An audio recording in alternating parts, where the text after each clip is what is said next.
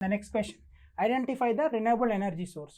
పునరుత్పాదక శక్తి వనరు ఏది అని అడిగారు. So options are thermal power, atomic power, gobar gas, petroleum products. So the correct option is gobar gas. See, if you see the options now, so first option, second option and fourth option, these three options are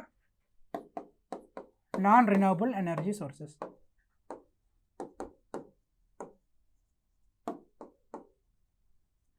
These non-renewable energy sources are non-replenishable.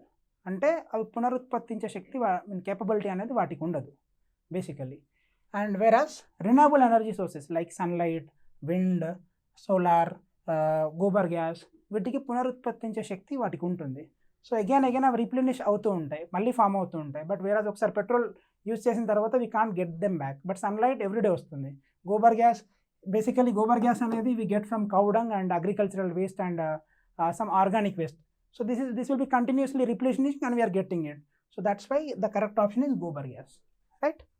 And the next question, excess growth of algae due to the nutrients is called. అధిక పోషకాల కారణంగా ఆల్గా అధికంగా పెరగడానికి ఏమంటారు? So the options are recycling, fluorosis, eutrophication, biomagnification. So the correct answer is eutrophication. Okay, explanation చూసే ముందు, recycling it's a cyclical process, it's not related to growth of algae. Fluorosis, it's a reaction, chemical basis reaction. It is also not related to growth of algae. And biomagnification,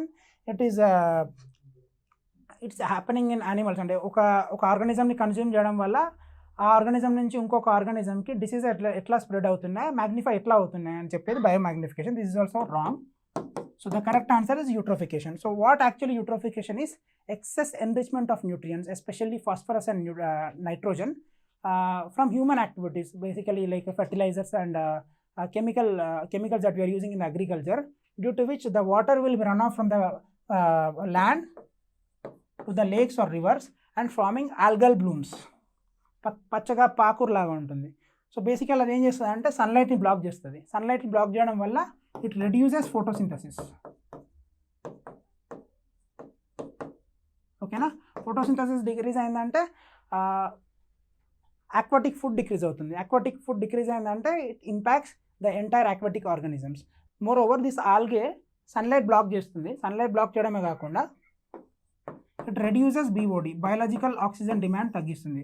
దానివల్ల కూడా organisms మీద effect పడుతుంది, right? So that's all for today. Will continue some more questions in the next class. So thank you. Stay tune with Shravan Sankalp academy.